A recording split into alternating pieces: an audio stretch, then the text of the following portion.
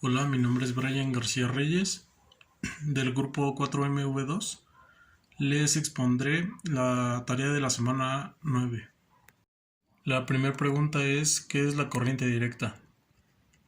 Bien, antes de ir a las preguntas, iremos a unos conceptos básicos.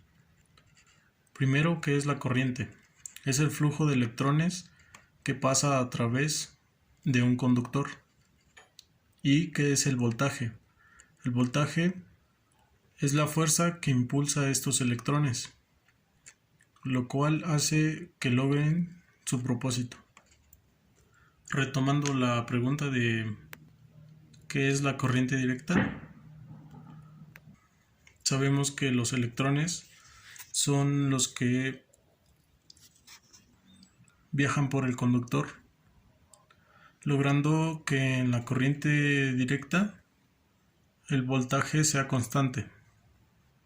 Y a este se le conoce, sí se le conoce, porque tiene su polaridad fija, no es cambiante, ya que no cambia ni la dirección ni la magnitud. Es utilizada principalmente en baterías, celdas solares o dínamos. Y en las baterías se utiliza se guarda como forma de energía química. Las aplicaciones de este voltaje son principalmente para baterías de celulares, de carros, de aviones, y son de bajo voltaje. La siguiente pregunta es: ¿qué es corriente alterna? Esta se diferencia porque su polaridad es cambiante. Quiere decir que cambia de sentido y de dirección y magnitud. Esta tiene la característica de que no se puede almacenar y principalmente es usada en alternadores. Las aplicaciones son de alto voltaje. Principalmente se usan en generadores para la distribución y transmisión de energía hacia las casas. La siguiente pregunta es: ¿cuál es el funcionamiento de un motor de corriente alterna?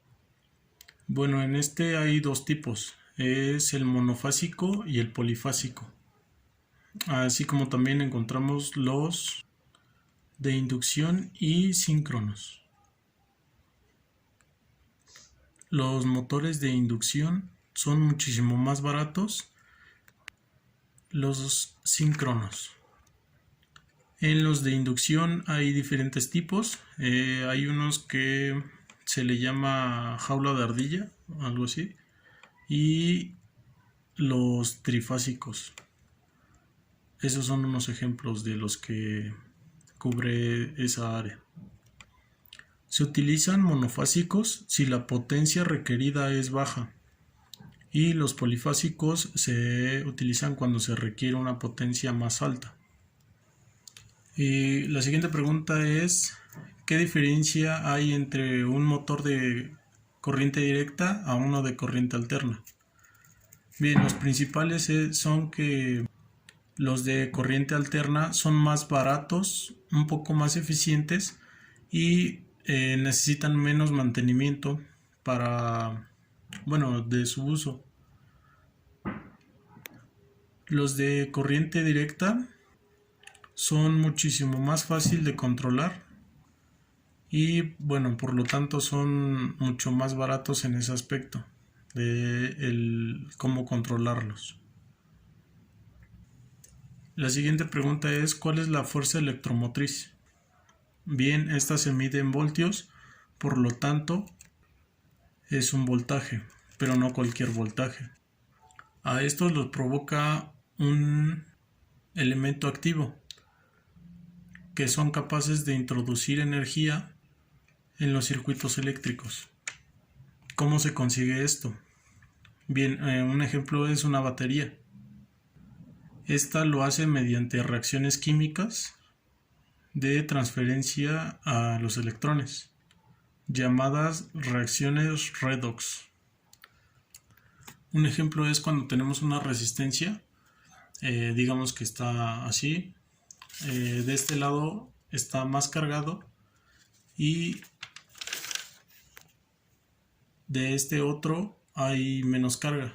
Entonces, al introducir la energía que trae la pila, lo que va a hacer es que los electrones, donde como aquí hay más, van a hacer que se distribuyan y van a hacer lo que es el equilibrio.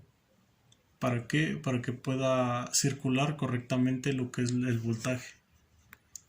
La siguiente pregunta es: ¿qué es la fuerza contraelectromotriz? Bien, esto es simplemente la disminución de voltaje. Esta lo encontramos en todos los tipos de motores de corriente directa. Pero ¿esto por qué se produce? Bueno, cuando tenemos la bobina y nosotros le introducimos energía, el motor, bueno, se supone que está así, y cuando cambian las caras, realiza el ciclo. Entonces, cuando hace ese cambio, es cuando se produce una pequeña energía, pero en contra de toda la que se está generando. Si la energía va de o sea, en este sentido, la energía que producen los polos va a hacer que se detenga un poco la fuerza que lleva. Y a esto se le conoce como el efecto Faraday.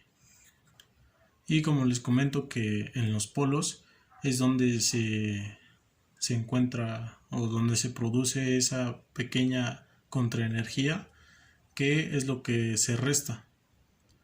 En la ingeniería, bueno, cuando se fabrican los motores, siempre le dan un poquito más de alcance a los motores. ¿Para qué? Para que esta energía que se resta, digamos que es de 3 voltios, le ponen 3.5, digamos, y esos 0.5 son los que se restan. Entonces ya realiza los 3 voltios que debería ser o debería cubrir el motor como tal.